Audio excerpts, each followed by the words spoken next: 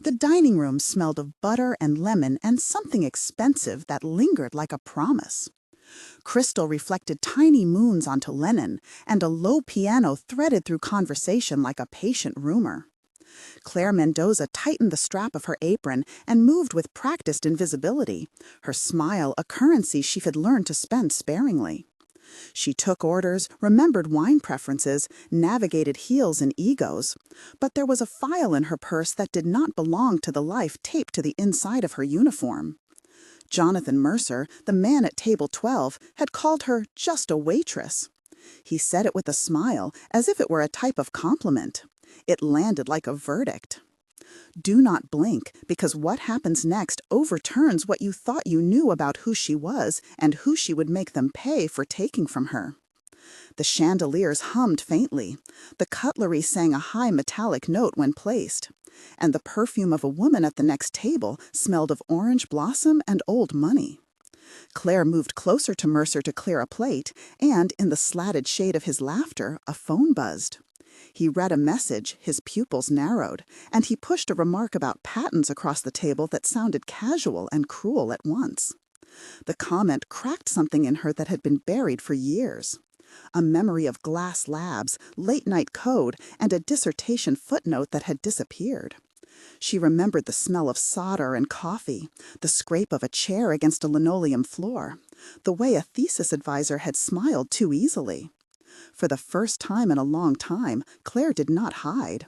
She let a small recognition pass over her face and then left the table with a plate full of injustice. The dinner service would go on. The world would not stop. But someone in that room had triggered the beginning of an unraveling that would expose a scheme of corporate theft, reputational manipulation, and the slow restoration of a name.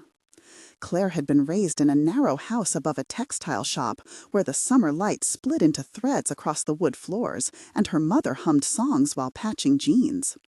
She learned to listen before she learned to speak, to watch the pattern where others saw only cloth. At 15, she earned a scholarship and moved to a university where the air smelled of chalk and ambitious coffee. Her hands learned to solder and then to write algorithms that anticipated energy flow in microgrids. She published under her maiden name and co-authored a patent application with a small startup that promised cleaner, cheaper power for cities. That patent should have been her passport. Instead, it became a rumor, a ghost patent owned by a corporation with polished lawyers and a reputation for buying silence. There was a meeting where signatures shifted like sleight of hand, a delayed payment, a sudden offer that asked her to sign away more than she understood. She refused and was labeled difficult. Doors closed with polite excuses, and a paper trail thinned to a single line that no longer contained her name. Then came the personal cost. A fire took the textile shop, and her mother's health failed under the weight of uninsured bills. Jobs were hard, money was harder, and pride sometimes looks like stubbornness until hunger redefines it. Claire left the labs and took a uniform because it was honest work and it gave her a clean surface to breathe on. Still, she kept a thumb drive, a printout, a handwritten note no one had read. She kept her curriculum vitae in a folder, and a list of acronyms burned into her memory. If asked, Claire would have told you she was patient, careful, and full of a quiet kind of rage. At table 12, Jonathan Mercer made jokes about mergers and spoke of patents with the air of a man who had never once worried about the cost of a phone call. He was the chief executive of a company called Meridian Systems, and he filled rooms with a kind of economic weather. With him were a CFO named Lydia Park, an investor named Harold Finch, and his assistant Oliver Kane, who hovered like a shadow who had practiced making himself necessary. Around them, money felt like a substance, like velvet. Across the room, a chef named Marco Ruiz slammed a pan for emphasis and whispered to his staff in a voice that smelled of garlic and urgency. At the bar, Claire passed a plate to Rosa, a co-worker with quick hands and a laugh that broke heavy silences. Little details stacked until a phrase from Mercer hit her like a hand. He referred to the microgrid patent that had powered his rise as if it were an unobjectionable footnote in the company's history. He scoffed gently, said it had been optimized by our in-house team, and that the original researchers were grateful to have contributed. People at the table smiled. Jonathan's comment was meant to be endearing. It threatened to erase a person. Claire returned to the kitchen and pretended her heart had not been set on a course. The kitchen smelled of thyme and oil. The clatter of pans covered her pulse. She placed a dish and overheard a phone call from Oliver that mentioned a dated file attached to an email with metadata that showed acquisition on a specific date. That metadata, if true, could not be reconciled with what she remembered. She felt the old pattern of obsession stir. Before she could decide to leave, the chef said her name and handed her a folded napkin with a number written inside. It was a meeting time and a place that was not public and not yet safe. This is where curiosity becomes plan. Claire did not walk into investigations alone. She found allies in unlikely rooms and named faces that would anchor the truth. Priya Patel was an investigative reporter with a clipped bob and a folder of contacts that smelled faintly of printer ink. Daniel Hughes was an attorney who specialized in intellectual property and who had once gone against a firm twice his size because he believed in precedent. Aaron Kim was a former lab partner whose left hand was permanently stained with flux and who still remembered code like scripture. Sophia Alvarez was a junior analyst, young and fearless, with an eye for metadata and timestamps. Rosa and Marco were not just co-workers, they were witnesses, people who would stand on a lunch break and describe a person's manner when asked. Helen Mendoza, Claire's mother, offered the moral center of the struggle, a woman who had lost a business but never the habit of keeping receipts. Each of these people performed small acts that would become evidence in a larger construction. They testified to the rhythms of Claire's life and to tiny details that no corporate narrative could bury. Attendance lists, payroll entries, bus receipts, early drafts of code, coffee shop timestamps, the way Claire's handwriting on a sticky note from 6 years earlier. Names were called at depositions, and photographs were placed on a table, and the narrative that claimed Claire had been merely a waitress began to fray at the edges. The discovery process was methodical and technical in ways that demanded new language of revenge. Priya ran an analysis of dates and publicly filed documents and found inconsistencies in press releases that had been paraded as original. Daniel requested due diligence files and began a litigation calendar. The legal team subpoenaed emails and contracts and asked for digital signatures in chain of custody for a set of documents that Meridian claimed were transferred legitimately. That is when Sophia's skill with metadata became pivotal. She parsed file creation dates, checked EXIF data in photos, analyzed server logs, and found a pattern of backdated documents. There were 35 individual items that together created a map of falsification. The metadata showed that a patent application named Meridian Systems as a signee had been uploaded to the patent office servers on a date that predated Claire's own published work by weeks. At first glance, it seemed neat, unavoidable. But Aaron found a draft that predated both by months, with Claire's initials inside the header. That single header was small, but it held an imprint like a fingerprint. The digital signature protocol used by Meridian contained a timestamp that, when compared against server logs and an independent time authority, showed a 90-second discrepancy. That kind of precision mattered in court. Forensic analysis explained the meaning of seconds the way a surgeon explains the meaning of an incision. The files were copied, hashed, and cross-checked in a procedure that took 2 weeks and 3 sleepless nights. The process description was simple to read and exact and accurate. The filings. The lab produced an expert report that included statistical probabilities, checksum verifications, and a chain of custody log with 5 unique verifiers. A Pareto certified the integrity of the evidence. Each technical paragraph in the report had the exactness of a poem about truth. The first public moment arrived in a boardroom with floor-to-ceiling windows that framed a city as if it were a witness. Jonathan Mercer expected a routine meeting. He had prepared talking points about market share and projected synergies.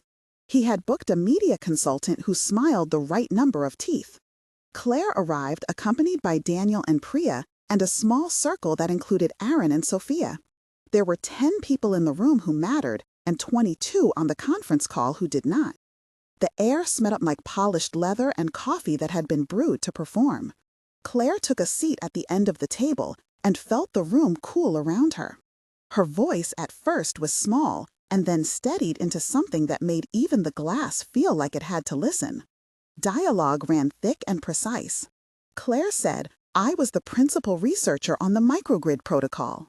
Jonathan said, "We invested in that technology and our team optimized it." Claire asked, "When did you acquire the rights?" Oliver said, "It was a closed transaction." Priya said, "Can you produce the acquisition documents?" Daniel said, "We have subpoenas and signed affidavits." Lydia interjected, "We have proprietary agreements that limit access." Aaron pushed, "A draft exists with Claire's initials and a timestamp months before your acquisition." Harold Finch said, "You are implying wrongdoing." Sophia laid out the metadata spreadsheet and explained what a hash collision meant in plain language. Jonathan leaned back and smiled, as if the smile was a shield. He said, "If you are suggesting we falsified records, that is a serious allegation." Claire answered, "If you stole my work, then it is not an allegation, it is reality." The conversation spun into more exchanges, and each short declarative sentence landed as evidence. There were interruptions, polite objections, questions about chain of custody, and an eventual silence when Priya live-streamed part of the meeting to an audience that smelled the drama like a storm. The boardroom had been a stage, Jonathan thought. He controlled for the first time, a crowd watched his performance, and the script faltered. The fight moved into 2 theaters at once. There was the courtroom with its procedural cadence, where Daniel navigated motions, where a judge asked for precise exhibit numbers, and where terms like plaintiff and defendant were recited like prayers. There were expert witnesses whose testimonies explained non-technical terms in bits designed to be understood by jurors unaccustomed to algorithms. There was the press with headlines that measured language like a scalpel. And there was the court of public opinion where the story traveled in 1,000 directions at once.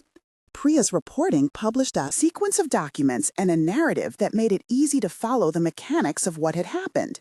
She explained how signatures had been manufactured, how a series of non-disclosure agreements had been used to silence early contributors, and how a firm with a list of law firms in its supply chain had used intimidation more than negotiation. The community reacted. A professor named Elena Brooks wrote an op-ed about the moral hazard of corporate appropriation. Students from Claire's former university staged a quiet protest on a Wednesday when the court recess was scheduled. Rosa posted a video of Claire setting down dinner plates with a caption that read, "Do not let anyone tell you who you are."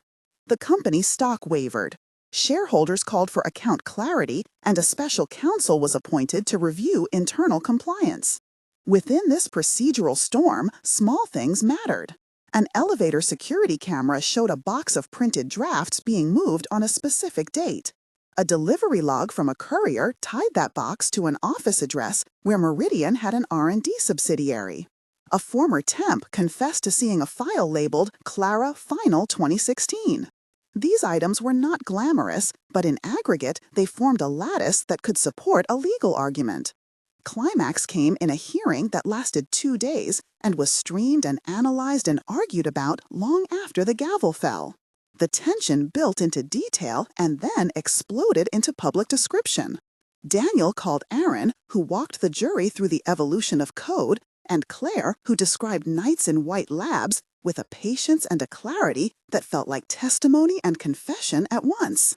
There were procedural pauses when lawyers objected, and a judge ruled on admissibility based on precise rules about evidence handling.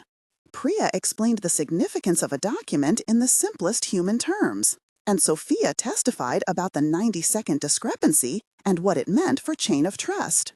Jonathan chose to testify, and the room altered into a chessboard. He was polished and formidable, and when he said the words, "She is just a waitress," he intended to humiliate. He meant to minimize.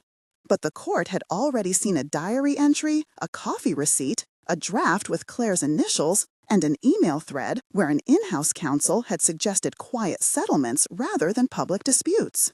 The exchanges between counsel were long and exacting.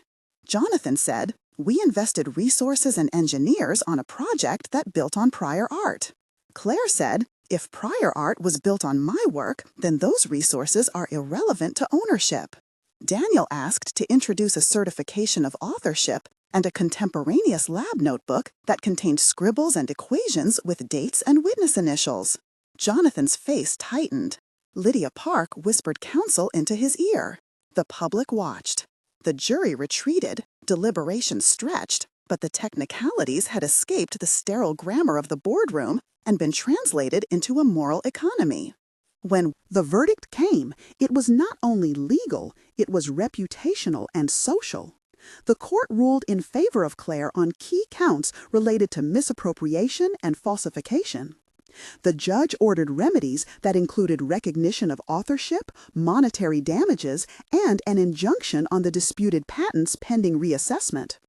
Mercer was fined and forced to step down from a committee that had stood as an emblem of his power. The company announced an internal review that acknowledged lapses without accepting all responsibility. In a press conference, Claire did not gloat. She spoke about process and the price of silence and the fragile nature of integrity. That public unmasking had private costs and private components. Jonathan's departure did not erase the ways power had been exercised against ordinary people. There were still insurance bills and reputational repairs in small towns where Claire's mother lived, and there were old friends who had been pushed away by years of just survival. But the arc of the story bent toward repair. Legal remedies included a recomposition of royalties and an order for Meridian to correct patent assignments with the Patent Office. There was a formal apology couched in legal language and a public notification sent to industry journals. The community responded in ways that mattered. A fund established by former colleagues provided a grant to Helen Mendoza's new small business. A university invited Claire to give a lecture and offered a visiting researcher position where she could rebuild a laboratory team. Priya's reporting won an award for investigative journalism, and Sophia was invited to speak at a conference about digital forensics. Aaron took a position leading a small applied research group that focused on ethical commercialization. Rosa and Marco received recognition at the restaurant for their role as witnesses and for the way they carried on with dignity. These are concrete outcomes. They are not full compensation for years lost, but they create a platform for future work and a network of support. The personal narrative that had hung in the background became foregrounded in the epilogue because redemption in these stories is not a single event. 1 month later, Claire visited her mother, and the textile shop had been cleared and repainted and turned into a micro-incubation space for local artisans. There was the smell of fresh paint and a new floor, and the sound of a sewing machine that did not hesitate. Donations had paid for a new insurance policy and a small repair fund. The community had rallied through a fundraiser organized by former students and neighbors. Helen squeezed Claire's hand and said, "You did not owe me anything." Claire answered, "I owed myself everything." The legal paperwork was still being processed, and the order to correct patent assignments had been filed with the Patent Office with an administrative notice and a docket number that Claire kept in her wallet as proof that systems, however slow, could be corrected. She had meetings scheduled with the university to begin a small pilot project and spent evenings taking notes on a whiteboard that smelled of markers and hope.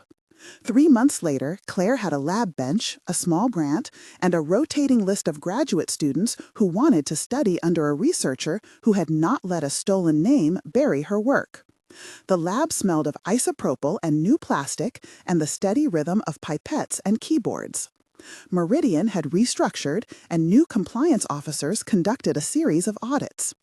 Regulatory bodies had interviewed former staff and issued a report that included recommendations for improving signatures, authentication, and digital timestamping.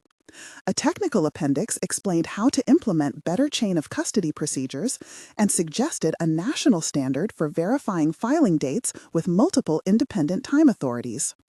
Priya published a long-form follow-up that mapped how systemic practices enable appropriation and how policy changes could reduce future harm. Donations from the public created a scholarship fund in Claire's name for students from underrepresented communities who wanted to work in energy research. Daniel and Aaron co-authored a paper on ethical commercialization practices, and the university added a mandatory training module for technology transfer offices. Claire taught a guest lecture, and at the end, a student asked, "What keeps you going?" She smiled and said, "Quiet stubbornness and people who believe me." 6 months later, Claire stood at a technology symposium, and the same room that had once felt like a distant stage now felt more like a place where she could argue for standards and care. Meridian had faced litigation and reputational reconstruction, and a group of shareholders had demanded structural change that included a new compliance board and the appointment of a chief integrity officer with a mandate to audit external acquisitions for authorship and contribution. Jonathan Mercer had left the industry and taken a private residency writing about corporate culture. Claire had restored her name on the patent and negotiated a licensing agreement that would provide royalties and support for a small team focused on community energy projects. Her mother's business flourished, and the local newspaper ran an editorial about the way community pressure can refurbish what corporate power breaks. Claire's life was not seamless. She still worked shifts at the restaurant a few nights a week because she liked the rhythm and the straightforwardness of making dinner. She did consulting work, taught a seminar, and met with policymakers about setting standards for metadata authentication and digital signatures. The system now required multiple independent timestamps and stricter chain of custody rules for patent offices to accept assignments. The process had been slow and technical, and it had required people to learn to value seconds and signatures in new ways. That procedural change mattered because it made future abuse harder and because it recognized the intimacy of authorship in a technical world. There were moments of tension during these 6 months that slowed the narrative to a pressure point and revealed deeper truths. In a deposition, a senior Meridian engineer broke down under cross-examination and described the cultural pressure to please executives in language that made jurors uncomfortable.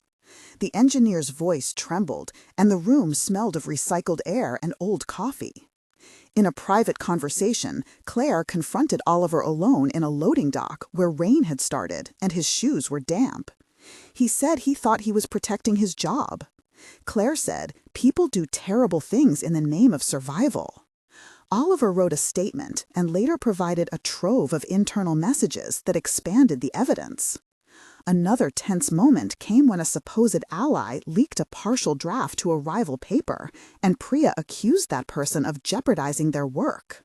The argument was heated and public, and it forced Claire to mediate and to clarify boundaries about what could be shared.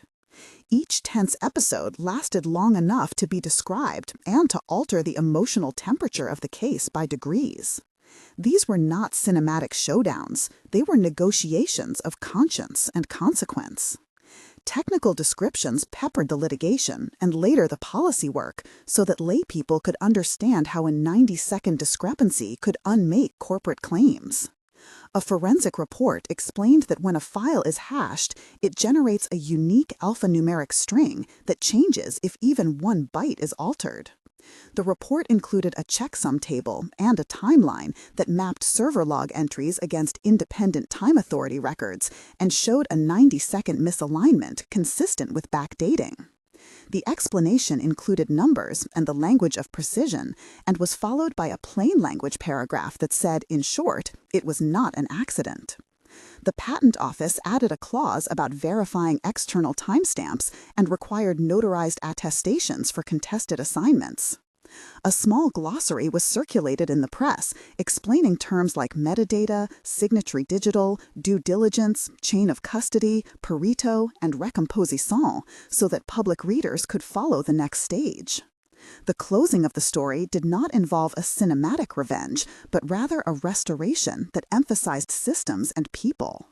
Claire received an offer from a nonprofit to lead a fellowship that supported researchers who had been marginalized.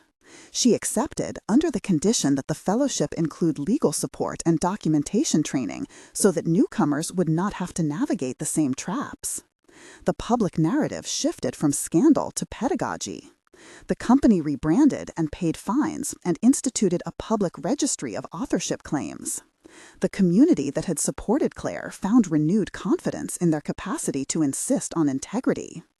In an op-ed, Claire wrote about shame and recovery and about the small acts of courage that make public justice possible. She thanked people by name because the law had taught her that names matter. If you felt something tighten in your chest when you heard the line, "She is just a waitress," you are not alone.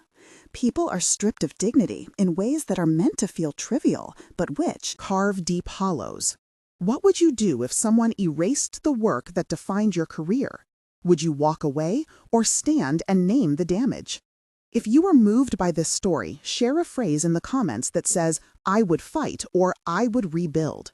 Community matters because stories aggregate into pressure, and pressure changes practice. If you want to see more investigations of wrongful appropriation and the procedural fixes that can prevent future harm, subscribe so you do not miss the next chapter where process meets conscience. She had been called small to diminish her until the evidence made her unavoidable. She left the courtroom with mud on her shoes and a name restored and a work to rebuild, and a dinner shift later that week where she served soup and listened to patrons laugh and felt, in the ordinary clatter, something like restitution. In the end, she did not become a symbol without skin. She became a person who fought for the right to be recognized and then used that recognition to make a path for others. The final promise of the story is modest and true. People will try to take credit for what is not theirs. Systems will fail, but names can be restored, and rules can be changed, and communities can insist on better. If this moved you, subscribe and stand with us to keep telling the stories that make the system listen.